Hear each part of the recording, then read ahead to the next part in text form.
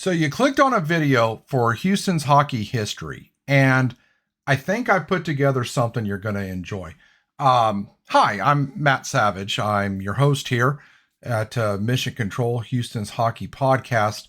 I've been a teacher. I've been teaching history for the better part of a decade here, and I've been a fan of Houston hockey since the 90s. So, and obsessively uh, with Houston's hockey history. Now, some of this video might bleed into a previous video I did on why we don't currently have a team, but between the two, I think you'll get something you like. So, without any further ado, let's go back and start talking about Houston's hockey history. Let's start with our history lesson, and we'll go all the way back to the 1400s, prior to Spanish colonization, where the Karankawa tribe was around the area we now call Houston, and with sticks and rock. I'm kidding. I'm not doing that. I'm not going back that far. We're not doing the anthropology.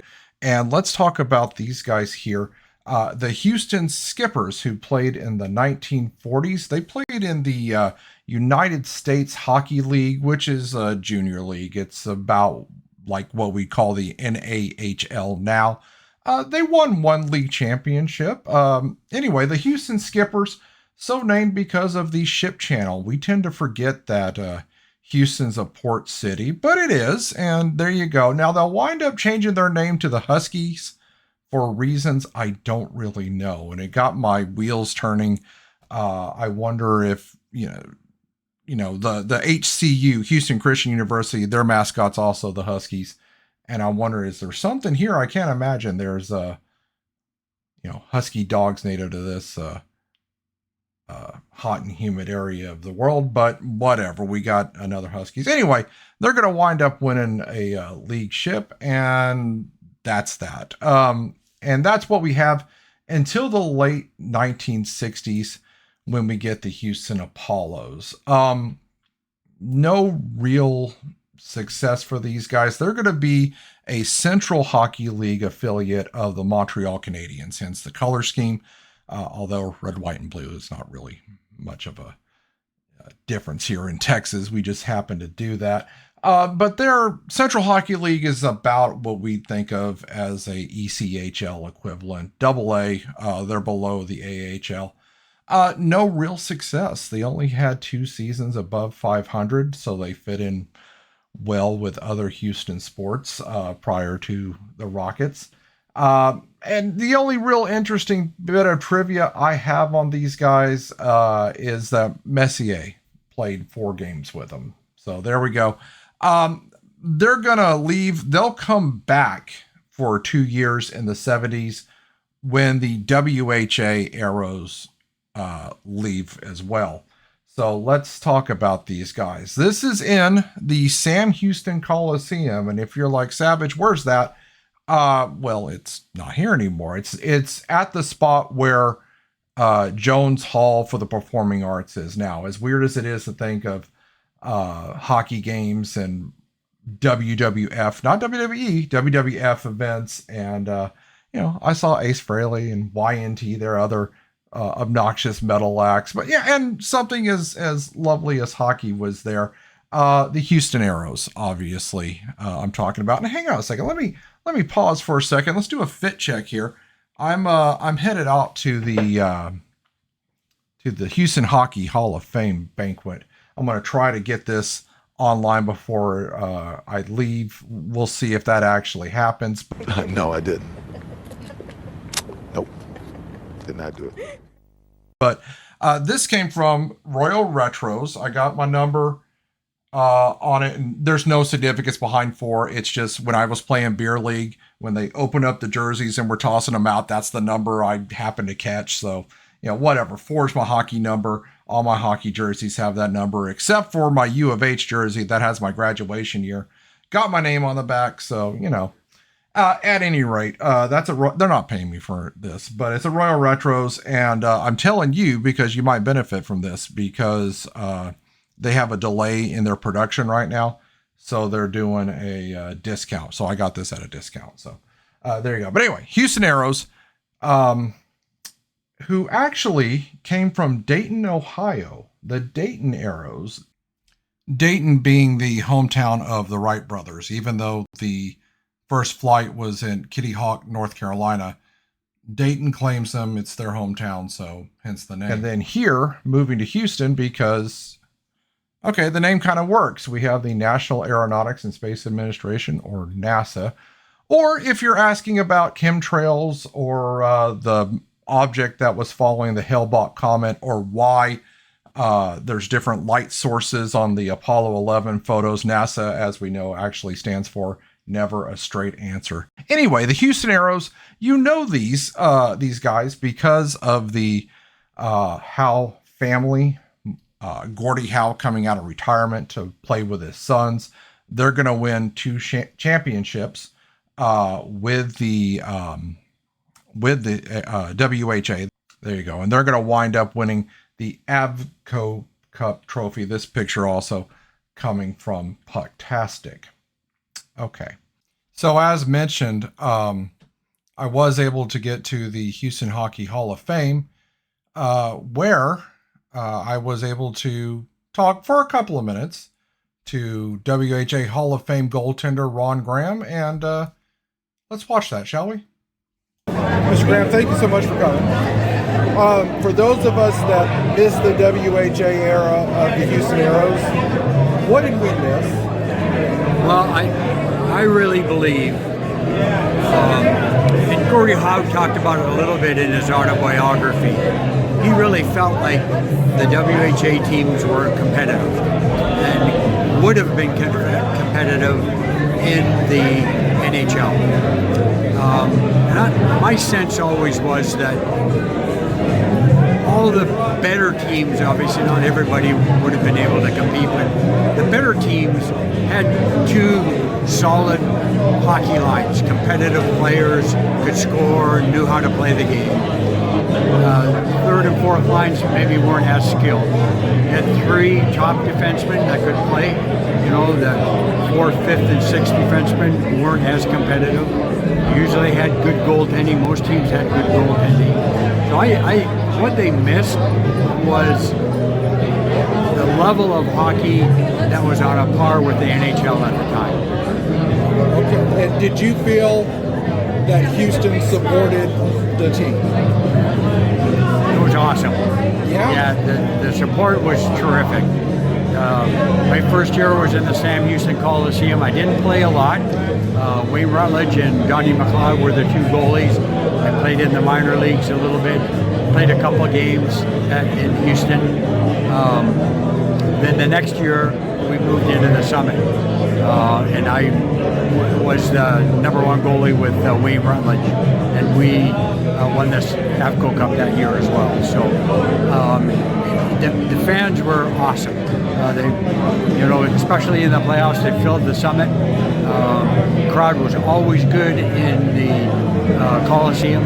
So I think there's a lot of transplanted people, but I think there's a lot of Houstonians that got turned on to hockey as well. That's wonderful. Thank you so much for Yeah, coming. you're welcome. Yeah. I hope you had a good night. Yeah, we did. Thank you. Okay, so when I first started thinking about doing a podcast, I did some hemming and hawing, and that right there just confirmed.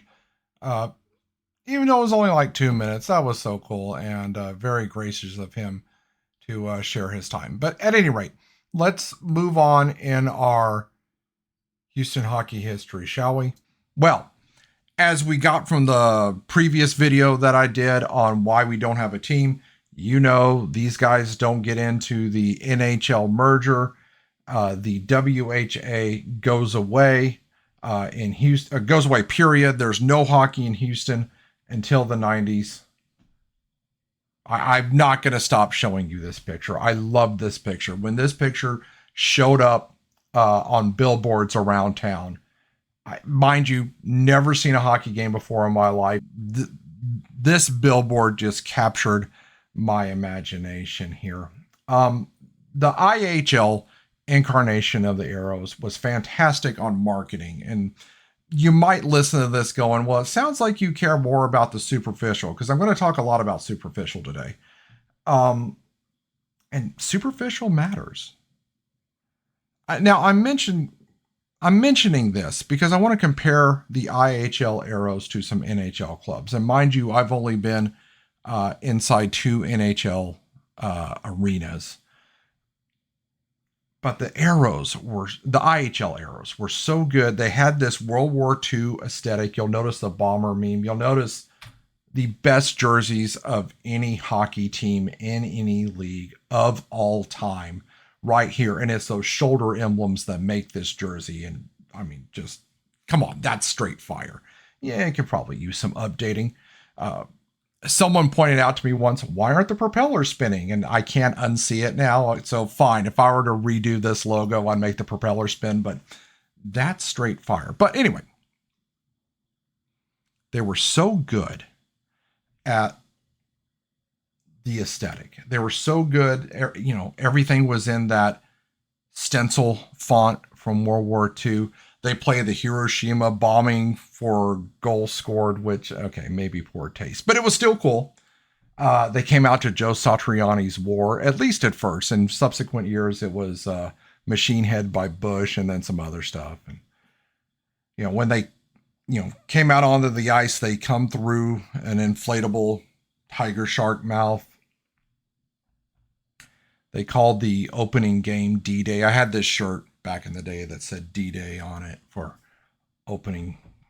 And it was just great. Now, I'm mentioning this because, like I said, I've been in 2 other NHL arenas. I've been in Tampa when the Lightning were in the Eastern Conference Finals in 2022. Yeah, I'm not good with dates. I'm a history teacher. I'm not good with dates. And I got to tell you, the aesthetic, you know, on the rocker boards, they have like waves crashing from a lightning storm, and like the fans on the Thunder, the team is the Lightning. They have this whole thing going. And that's a pro team. That's an NHL team, not a pro team. That's an NHL team. And I got to say, what the IHL Aeros did those first couple of years, or really all throughout the IHL run, was on par with what the Tampa Bay Lightning did. Dallas, I think the IHL Aeros had a better presentation than what Dallas does now. And I'm not trying to poop on Dallas this episode. But I mean, everything was top notch with the IHL Aeros. And superficial matters. You know, take a look at how hard Utah is working right now to make sure that they have that new logo and name and jerseys all set up, good to go, and how much they're tripping over their shoelaces right now. Look at the reaction that the new Astro City Connects are getting. Look at the reaction that comes with the H-Town Texans gear and the updated bullhorn logo and stuff. The aesthetic matters. Yeah, sure, the play on the ice matters, but let's not act like this is just a nothing, who cares deal. Stop adding Columbia blue to your awful looking jersey mock-ups for a potential NHL Houston Aeros team. Just stop. It's sad. All right. Anyway. So my introduction to the IHL Aeros came driving by the summit on 59, and with that billboard that I showed you and everything, they had on the marquee out front, a learn about hockey for free night, where they advertised they would have an exhibition game and an explanation of the rules. And they had if I'm young and I'm looking for free date ideas, then of course, and my girl was into it. And the Aeros were coached by former WHA player Terry Ruskowski. That's him in the back there celebrating the goal behind the net. And they had the Aeros play-by-play guy and color commentator just explain, this is hooking, this is slashing, this is what icing means. They explained the blue lines. And also, this is when they had a 2-line pass, they explained that too. But then they had an exhibition game, and there's a lot of guys who were trying to make the squad, and boy, did they play hard. And we're watching, bodies get hit and pucks flying around the ice, and we both just fell in love with the game right then and there. So the Aeros win the IHL Turner Cup in 1999. Here they are with the AHL in 2003. This is decent. Yeah, I like the green better, but that dark blue works too. Okay. So listen, the Aeros, as we talked about in a previous video, the Aeros are going to go to the IHL in 2001 because, the AHL in 2001 because the IHL is having financial trouble, where they become a Wild affiliate. And things are going pretty good at first. The Wild now own the Aeros. Chuck Watson bows out. And I don't know if there's businesses that you're a fan of, but it makes a difference when ownership changes. And you'll notice what starts happening with the Aeros. Yeah, there's a jersey change. And now they're not unique anymore. Now they're a minor league team. And I get they were always a minor league team, but they were marketed. The IHL tried to market itself as an independent league, which works until you look in a game program and you see how many of the teams have NHL affiliates. And now we're second banana to Minnesota. And it's just, we're Houston. We're a top-notch city. Why are we second banana to anybody? And now we don't have our own unique identity anymore. We look like the Wild. And it stopped being as special. The aesthetic matters. And more, it just became obvious that some of the magic kind of left. Now, eventually, Minnesota is going to let us have our old logo back, but at that point, Well, at any rate, you already know the deal. The Aeros wind up moving to Des Moines, Iowa. I'd be remiss to talk about the IHL Houston Aeros without talking about the Las Vegas Thunder, their chief rival. There was a time, and I know you're like, really? That happened? But Channel 39 would broadcast Houston Aeros games, the road games. And if there was a road game with Las Vegas, that was a time to tune in because you knew some shenanigans were going to go down. Physical play. Yeah, that's the word we're looking for, was happening there. And that was a fun time to watch. And, when we talk about Houston coming into the NHL, we talk about the natural Houston-Dallas rivalry, which I'll talk about in a later episode. But what I'm really hoping happens is that the Las Vegas fans, I'm hoping there's some that remember those times and go, Houston, we automatically hate Houston. But we'll see what happens. It'll be fun to think about. It'll be fun to watch, right? I mean, we're going to have some rival, right? So, can we talk for a moment about how much this broke my heart? That's all. Nothing else. So on the very first episode I did for this, I said, I don't think that the name is going to be Aeros, even though it should be. And this is one of the reasons why I think that. If we get a team, I think we're getting a team. I don't think they're going to be called the Aeros. And look, it doesn't look like the Wild are anxious to lose the name. I'm hoping I'm wrong about that, but I don't know. I don't think this just made me sad. That's all. So now you get to be sad with me. Congratulations. All right. Thing the second here, I want to talk about University of Houston hockey, even though it's a little early to start talking about them. I disagree. You'll notice things are moving forward here. They're already planning next year's schedule. And you'll notice for the first time, at least in this incarnation of University of Houston hockey, we have a game with the Texas A&M Aggies. Now, here's what caught my attention on this, though. You'll notice it says Aerodrome Ice Skating Complex. This September 13th game against the Aggies is, for whatever reason, an Aggie home game. So as much as it might be great that they're playing at the Aerodrome instead, and I'll be there, and you should too. I mean, come on out and support. Even if you didn't go to UH, you just go. It's, the highest level of hockey we have in the city for now. So just go. And go to more of their games too. Show them some love. The downside of this game, though, just so we go in forewarned, is it is technically a Texas A&M home game for reasons I don't understand. Now, I saw a A&M game in College Station was it a month ago? Whatever. It wasn't that long ago. It's an experience. All the uncomfortable things about Aggie sports in general are present, and the whooping and the rules for whooping and the yell team and all that other stuff. Only it's in a much more confined space. So when you go, prepare yourself for that. The downside of the Cougars playing the Aggies is Aggies. Now, I got family at A&M. I say all these things with love, but if you're not part of that cult, it's a bit much.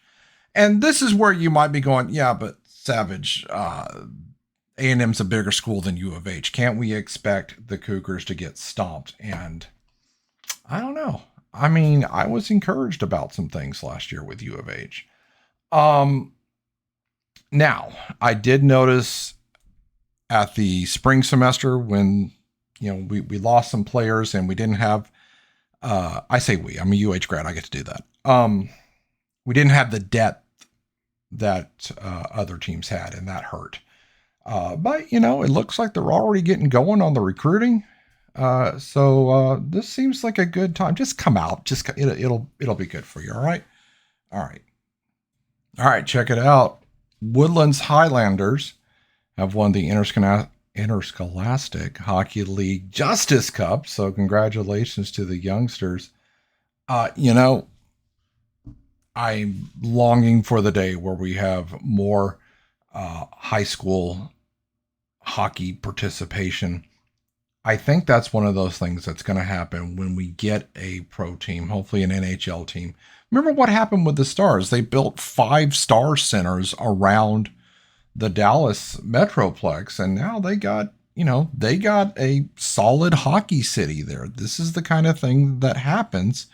I'm hoping we wind up getting our NHL team, and then we start having more youth participation in hockey. I would love for the school I teach at to wind up getting an ISHL team and going, because, when you're a teacher, kids will invite you to things, hey, you want to come to my soccer game, my football game and stuff. And, or my play. And yeah, of course, I'll go to that. But I'm into hockey. Let's get a hockey team in here. So congratulations to the Highlanders. And here's hoping for some more participation in high school hockey. Hey, let's make fun of Arizona, shall we? Because I don't know, you've probably seen this one. Let me scroll up for you so you can get a better view of it if you're watching this on YouTube or Rumble. There we go. Arizona is suing to get part of their security deposit back on Mullet Arena. Okay. Now, let me just make something clear here. One of the things that I got commented on here on my last video was I made the suggestion that, hey, I also think that there's too many teams in the NHL. And if I were in an existing NHL city, I would say, no, move a team to Houston. Don't expand. Take a team with poor attendance.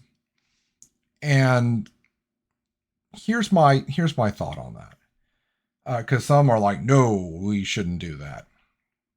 And I'm like, well, I got to tell you, when I'm watching NHL games and I'm seeing empty seats in the arena, like I saw at Mullet, and like I was watching the Stars game, and Vancouver had empty seats in the arena. And whenever I see empty seats in the arena, I just start thinking, hey, I know a city that could use a team, And I'm also getting stuff like when I talk expansion, it's like, no, Canada deserves a team first. And maybe, but deserves is a weird word. So, I kind of want to make a little bit of fun of Arizona or Phoenix or whatever we want to call them. Yes, I'm aware of where Phoenix is. It's just, you guys had empty seats, and I know the ownership was horrible, and and I'm looking at what Houston did when we had bad ownership with the Oilers. When our owner tore down the iconic Astrodome scoreboard to build more luxury boxes and then moved anyway. And that last year the Oilers were here, you know, we shouldn't have gone to those games. So I get sitting out for Morello, but Arizona sat out before them. And as a guy who's sitting here in a city that doesn't have a pro hockey team, I'm like, yeah, that's not okay. Sorry. And I'm going to make fun of you when I see empty seats. And people do this anyway. Like I'm watching the whole thing with the Tampa Bay Rays go down. You're probably familiar with their stadium issues. And there's people that have probably never set foot in Tampa that are commenting, "Oh, what a joke franchise! Sell the team and all this." And yeah, I got some NHL franchises that I think those owners should sell the team and move the team down here, and I'm going to keep doing that. Well, I told you one of the things I was going to talk about were some unfinished thoughts, and I guess the making fun of Arizona thought kind of bled into some of my unfinished thoughts. So let's go ahead and talk about these real quick. Well, we talked about Phoenix and their stadium issues, but let's just continue from last episode, because last episode I talked about the why we don't have a team, and the short answer is because we don't have a stadium. Even though we have Toyota Center, we don't have access to that stadium. And here's what set me off about this. When I was in Corpus last, I want to say 2 years ago, maybe 3, we went down there. I got family in Corpus, and my wife's favorite band was playing. And we're in that American Bank Center. And I saw a sign for the Ice Rays. And I'm like, the same thing I always think when I go to another city that has a team. When I'm in Tampa, when I'm in Dallas, and as it turned out, when I'm in Corpus, why do they have a team and we don't? That's it. That's all I want. It doesn't seem like such a big thing for the fourth largest city in the country. So this is what got me on that. And just as another unfinished thought from stadiums and things like that, I'm concerned that we're not going to get a stadium because attention's going to be paid towards the Houston Texans. And one of the things that I keep screaming every time a football stadium discussion comes up, which why I didn't say this in the last episode, I don't know, is that for NFL stadiums, you're only getting 9 home games a year. It is ridiculous to me, the amount of money we put in for 9 home games a year. So I have another unfinished thought too, because since starting this episode, we've had hockey weekend. So the Houston Hockey Hall of Fame banquet, I thought was a great time. I've had a couple of social media peeps reach out to me. It's like, hey, was it worth it? Look, if you have to choose between paying your electricity and buying a ticket to the Hall of Fame banquet, you should probably do the former. But barring that, yeah, if you care about Houston hockey, I thought it was a great time. Now, keep in mind, it's a fundraiser, right? But, at the end of the night, you saw 2 high school players, both women, which I thought was interesting, get scholarships. And I love seeing that as a hockey fan and as an educator. I love seeing that. And I thought it was a good time. Obviously, the interview with Ron Graham was, that was cool. Seeing those legendary players up close was cool. And you're like, but Savage, we saw him the next day too. Yeah, but they're a little more into it. I was a little hesitant about John McClain, who I've only known as a football guy, being the introductory speaker, but he told some fantastic stories about those 1970s Aeros and that you aren't going to get elsewhere. And I don't think I could repeat the stories just because of memory, but I certainly enjoyed them. Seeing Troy Gamble, first IHL Aero, and he made an announcement about next year's Hockey Day, which I was very glad to hear. Chili was there. Yeah, you gotta love chili, right? So, oh, my cat does not love chili, but I love chili. So yeah, no, and the real positive to the banquet was just talking with other hockey fans. And just by happenstance, someone that worked for the IHL and AHL Aeros just came by and started talking to my wife and I. And just it was nice having that insight about the inner workings of a pro hockey organization. Talked to some people that were affiliated with Houston Sled Hockey, and just hearing some stories there was fantastic. I mean, in what other environment, unless you're a player, unless you're playing in one of the leagues in the city, in what other environment are you going to talk with hockey fans? So yeah, I thought it was absolutely worth the admission price. And then there's Hockey Day in Houston the next day. St. Arnold's fantastic facility, but you've been there, I'm sure. And what I felt was nice about it this year, yeah, you had some former Stars players there signing stuff in the Ice Girls, and who doesn't like looking at Ice Girls? And of course, Victor is as cool as he always is. But you had the different booths of the different hockey organizations around the city, both teams and a lot of female representation, which I thought was great. You had, I want to get the acronym wrong, but you had the Women's Hockey Organization. I can't imagine it's Organization Association of Houston, but whatever. It's a women's hockey organization for Houston. And they had this little thing where they were talking about trivia on women's hockey. And I got this question on name 2 of the PWHL teams, which I mostly did. I couldn't remember. I'm like, oh, what's the Boston team with the cool anchor logo? And I pronounced the Montreal Victoire as victory because I'm not speaking French. But whatever, good enough to win a couple of candies that I gave to the missus there. We had, the Houston, Texas Storm, or HTX Storm. I'm not sure how they pronounce themselves. Young ladies there who were advocating for their sport and were so polite. And I interviewed them because I'm like, how do we get more women, or young women, I should say, or young ladies into hockey? And, got coach's permission and all that.